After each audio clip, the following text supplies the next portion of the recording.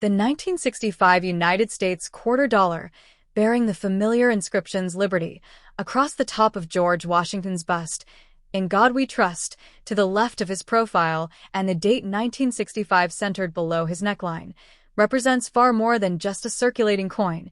It marks a critical turning point in American monetary history, symbolizing the end of the country's traditional use of silver in everyday pocket change. Before 1965, quarters were composed of 90% silver and 10% copper, giving them intrinsic value far beyond their face value, especially when the global silver market began rising sharply during the early 1960s. Citizens, collectors, and even opportunistic hoarders began removing silver quarters from circulation, melting them down or stashing them away, which led to a widespread coin shortage across the nation.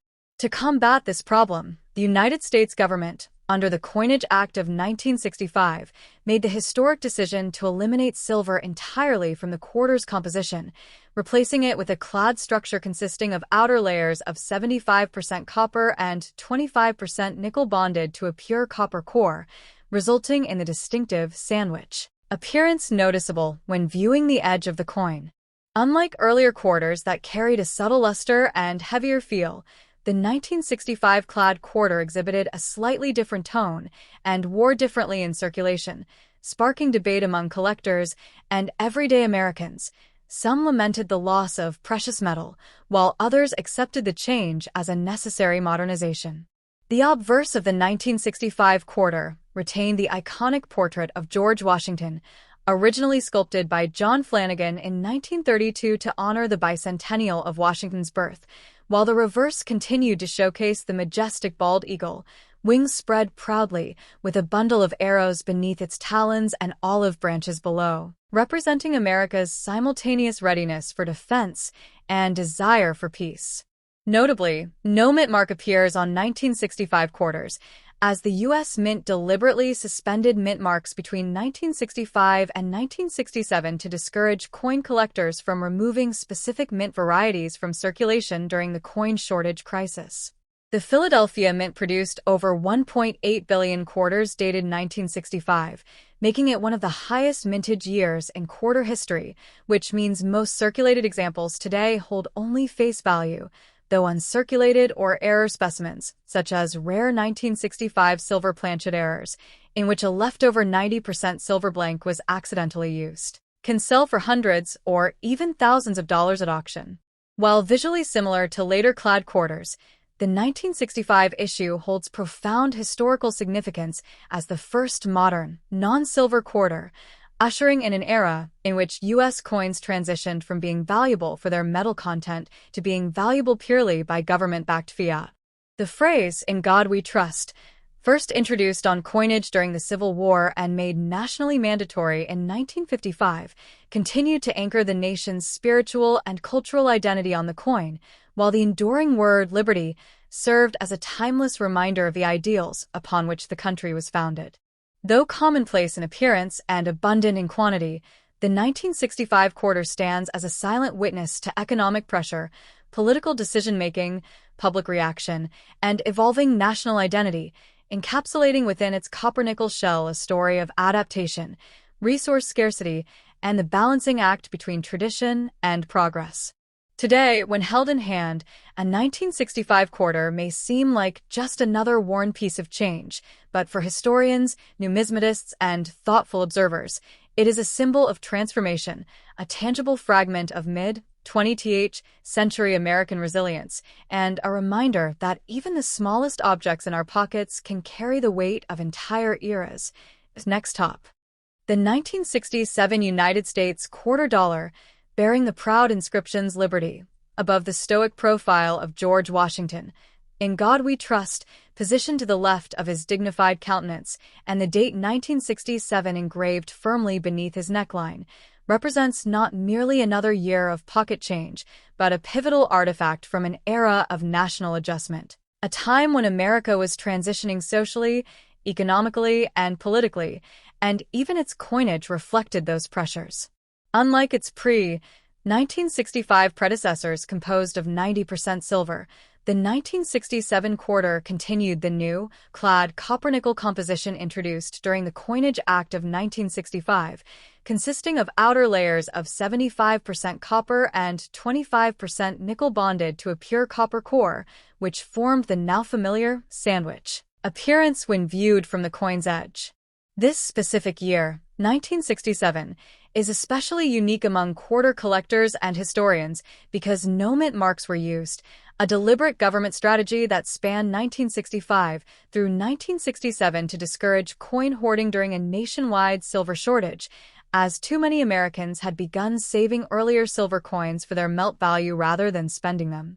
To combat the resulting circulation crisis, the U.S. Mint massively ramped up production, striking well over 1.5 billion quarters in 1967 alone, all officially credited to the Philadelphia Mint, whether or not they were physically struck there, as part of a broader effort to replenish America's coin supply and ensure commerce could continue smoothly through vending machines, laundromats, toll booths, and everyday cash transactions. The obverse retained the timeless portrait of George Washington, originally sculpted by John Flanagan in 1932 to honor the 200th anniversary of Washington's birth, showing the nation's first president with a firm gaze and tied queue, a symbol of leadership and steady resolve amid the many uncertainties of the mid-20th century. Flip the coin over and the reverse still displays the majestic bald eagle perched proudly upon a bundle of arrows, representing military readiness, while resting above olive branches, symbolizing America's preference for peace, an especially poignant imagery during 1967 when the United States was deeply embroiled in the Vietnam War, civil rights tensions were reaching new heights, and the cultural landscape was divided between tradition and revolution. Although the coin's metallic value no longer matched its face value, thanks to the shift away from silver, the 1967 quarter stood as a testament to federal control over monetary policy, cementing the idea that U.S. currency held worth not by its substance, but by national trust, a concept reflected in the enduring motto, "In God We Trust." For most people, the 1967 quarter spent its life jangling in pockets, clinking on diner countertops, disappearing into payphones and newspaper machines, silently passing through countless hands without recognition of the historical context embedded within its modest form. Yet today, numismatists find intrigue in this otherwise ordinary coin.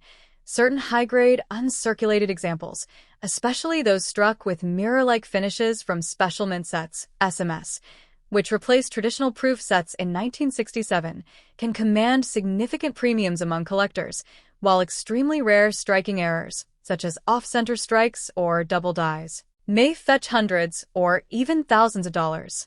Although some might dismiss the 1967 quarter as uneventful compared to earlier silver issues, its story is one of economic adaptation, public psychology, and the evolution of American money itself.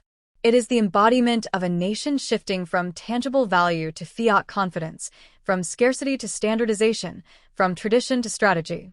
Its very lack of a mint mark, a feature typically prized by collectible enthusiasts, becomes paradoxically what makes it fascinating, for it symbolizes a moment when the U.S. government told its citizens, in effect, spend it, don't save it. Thus, every 1967 quarter, whether bright and uncirculated or worn down beyond recognition, serves as a silent historian, a copper-clad storyteller, whispering of inflation, policy, crisis management, and resilience. When held between your fingers today, its humble weight carries with it the echoes of gas stations in 1967, jukeboxes playing rock and roll, soldiers riding home, activists marching in streets, and every ordinary American reaching into their pockets without ever suspecting they were holding a piece of monetary revolution. And that is what makes the 1967 quarter not just currency, but legacy. At next top. The 1969 United States quarter dollar, part of the Washington Quarter Series, stands as an emblematic piece of American coinage, representing not only monetary value but also the nation's enduring symbols and evolving history. Minted 4 years after the end of silver coinage for circulation, the 1969 quarter was composed of a copper-nickel-clad layer over a pure copper core, giving it a total weight of approximately 5.67 grams and a diameter of 24.3 millimeters. On its obverse front side, one finds the distinguished left-facing portrait of George Washington, originally sculpted by artist John Flanagan and first placed on the nation's quarter in 1932 to commemorate the bicentennial of Washington's birth. Above his head arches the word liberty, a Central American ideal that has appeared on nearly every U.S. coin since the early days of the Republic. Directly below Washington's chin, the motto, "In God We Trust," is boldly etched, a declaration officially adopted across U.S. coinage in the mid-20th century, but deeply rooted in Civil War-era sentiments. Beneath the bust lies the date 1969, anchoring the coin in a year defined by cultural upheaval, scientific triumphs like the Apollo 11 moon landing, and political tensions amid the Vietnam War. The reverse side carries a powerful image of a majestic bald eagle, wings outstretched protectively over a bundle of arrows, symbolizing readiness for defense, while olive branches resting beneath it represent the nation's enduring hope for peace. Surrounding the eagle are the inscriptions United States of America and E pluribus unum, Latin for out of many one, celebrating the unity of states and people. The denomination quarter dollar is boldly positioned below. In terms of rarity, most 1969 quarters are circulation-grade copper-nickel coins minted in large quantities across Philadelphia, no mint mark, Denver, D, and San Francisco, S. The San Francisco issues were often proof coins crafted with mirror-like finishes for collectors. While circulated examples typically hold only face value, pristine uncirculated or high-grade specimens, particularly from the Denver Mint or rare struck error varieties such as off-center strikes, double dyes, or improper planchet compositions, can fetch significantly higher prices in numismatic markets. Collectors often seek 1969 quarters in MS 65 mint state or higher condition, where surfaces retain full luster and minimal abrasions, distinguishing them from their heavily worn counterparts still found in everyday pocket change. Beyond monetary worth, the 1969 quarter captures the essence of its era, a nation standing between war and peace, tradition and innovation, unity and unrest. Each worn edge speaks of countless hands it has passed through, perhaps from factory worker to soldier, student to shopkeeper, grandmother to grandchild, silently witnessing the evolution of American life. To hold one today is to feel a tangible fragment of history, a small metallic testament to the values declared in Liberty and "In God We Trust," still resonant decades later.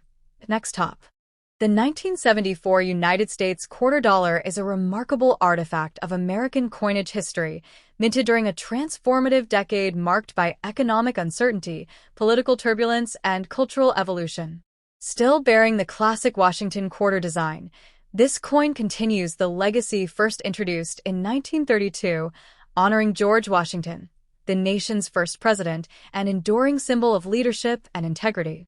Struck from copper-nickel-clad composition, with an outer layer of 75% copper and 25% nickel bonded to a pure copper core, the 1974 quarter weighs approximately 5.67 grams and measures 24.3 millimeters in diameter. Following the specifications adopted after the U.S. Mint officially ended silver production for circulating coins in 1965.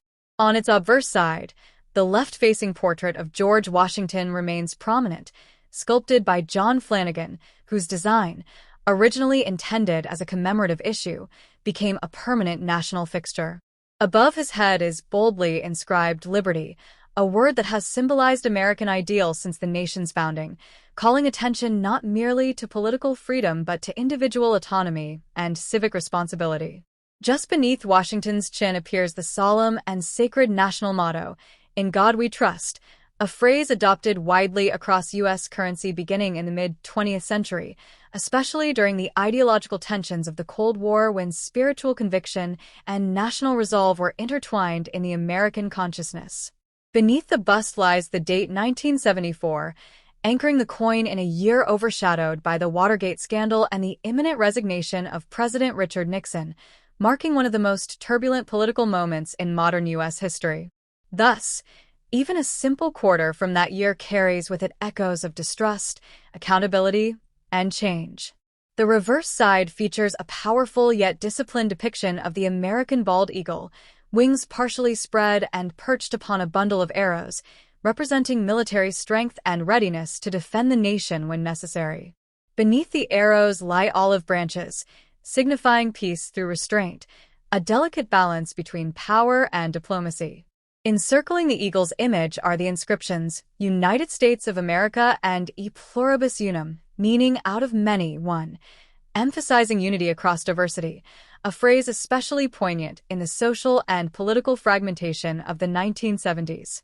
At the bottom, the denomination quarter dollar establishes its monetary purpose.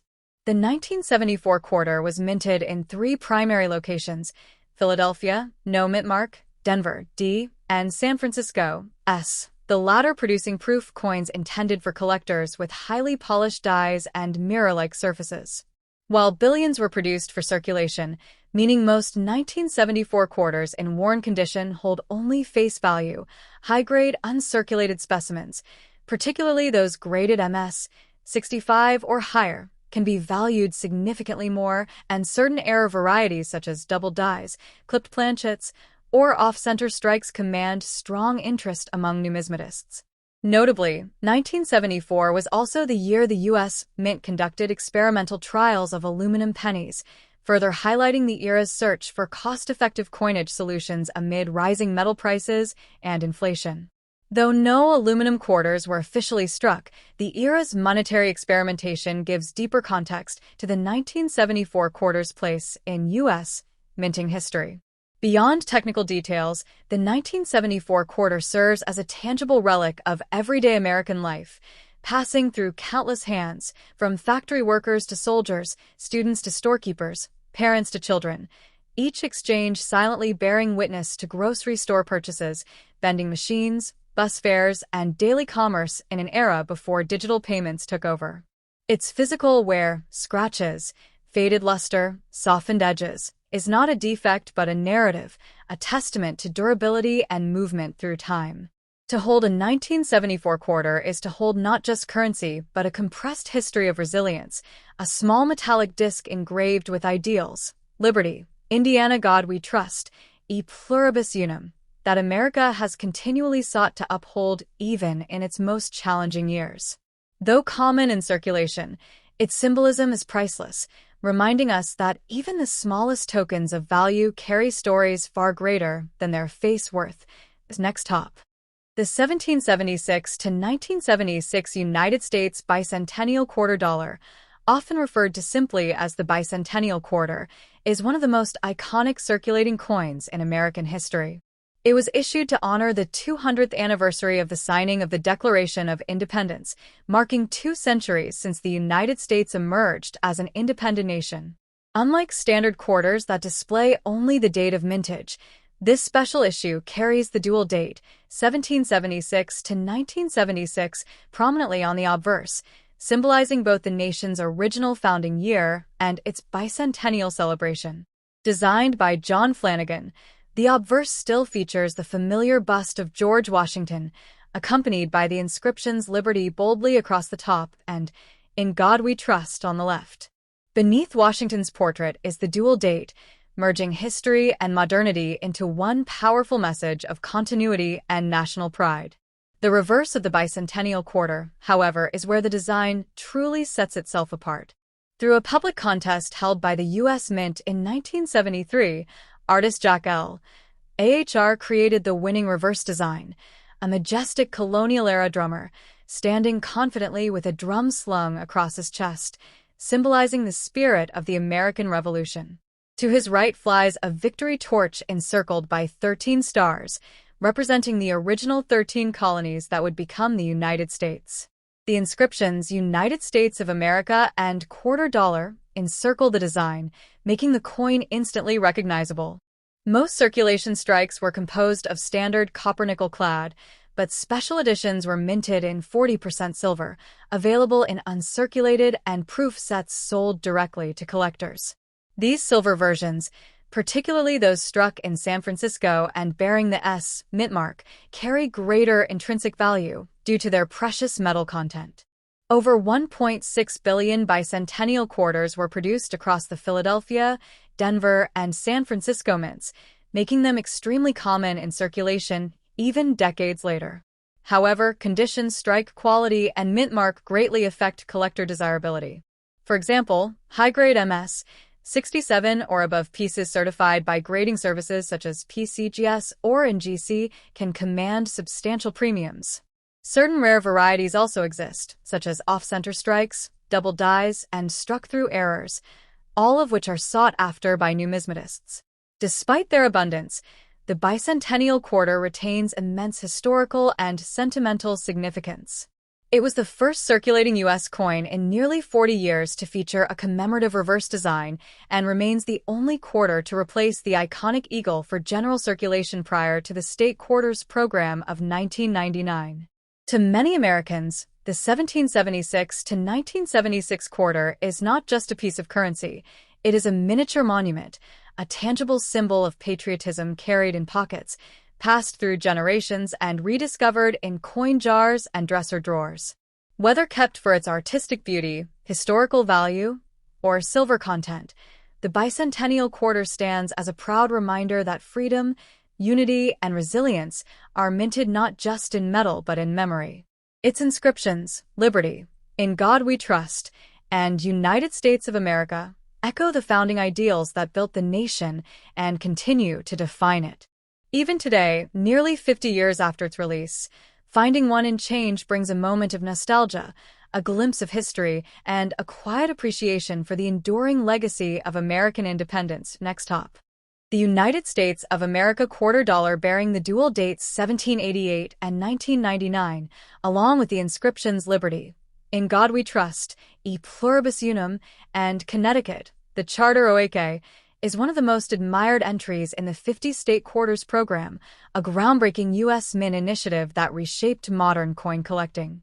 Issued as the final state design of the program's debut year in 1999, the Connecticut State Quarter honors not only the year 1788, when Connecticut officially became the fifth state to ratify the United States Constitution, but also the year 1999, when this symbolic coin was released into circulation. The obverse of the coin retains the traditional portrait of George Washington, sculpted by John Flanagan, just as it has appeared on the quarter since 1932. Above his head is the bold inscription Liberty, a direct nod to the core ideal upon which the nation was founded. To the left sits the familiar motto, In God We Trust, first introduced onto U.S. coinage during the Civil War era and later mandated by law in 1955. Beneath Washington's profile lies the dual date 1788 to 1999, serving as a bridge between Connecticut's historic past and its recognition in modern American culture. Yet the reverse of the coin is where the design truly comes alive. Instead of an eagle or symbolic figure, the reverse showcases the legendary Charter Oak, a sprawling and intricately detailed tree whose twisting branches spread dramatically across the surface. Artist Tawanda Johnson, whose design was engraved by James Farrell, captured the oak with immense realism, emphasizing the gnarled trunk and wide canopy that once stood proudly in Hartford, Connecticut. The words Connecticut and the Charter Oak appear prominently above and below the illustration, cementing its identity for viewers nationwide. According to cherished colonial legend, in 1687, when Sir Edmund Andros, the royal governor representing King James II, attempted to seize Connecticut's colonial charter to eliminate its self-governance, local patriots refused to surrender. During a tense meeting, the lights were allegedly extinguished, and in the confusion, the charter was spirited away and hidden inside the hollow of a large white oak tree, later known as the Charter Oak. Though historians debate the literal truth of the tale, the tree became a powerful symbol of defiance, liberty, and resistance against tyranny. When a storm finally felled the tree in 1856, its wood was salvaged and crafted into patriotic artifacts, including chairs and commemorative furniture still preserved today. The coin's inclusion of this tree on a piece of pocket change serves not only as a tribute to Connecticut's storied heritage, but as a reminder that freedom is often safeguarded not by armies or kings, but by brave citizens willing to act in silence and secrecy for the greater good. Minted across 3 facilities, Philadelphia, no mint mark, Denver, D, and San Francisco, S for both proof clad and proof silver editions, the Connecticut quarter saw one of the highest mintages of any state quarter due to strong public enthusiasm for the new program. While billions were released for circulation, special collector editions were struck in 90% silver, making those pieces more valuable based on both condition and precious metal content. Collectors often seek high-grade MS, 67 or higher specimens, especially those with strong luster and crisp details in the Charter Oak's branches. Even more prized are error coins, such as off-center strikes, die cracks appearing like lightning bolts in the trunk, or missing clad layers revealing a copper core. Many Connecticut quarters also display die fatigue, leading to softer details and later strikes, ironically making well-struck examples more desirable. The inscription E pluribus unum, Latin for out of many one, appears at the base of the trunk, anchoring the design with a national motto that reflects both the unified colonies of early America and the modern unity of the states. In its sweeping artistry and deep historical roots, the Connecticut State Quarter stands as more than currency. It is a storytelling artifact, a tribute to resilience, and a testament to how ordinary objects can preserve extraordinary history. Even decades later, encountering one in daily change brings not just monetary value, but a moment of reflection on how a simple oak tree became a fortress for liberty.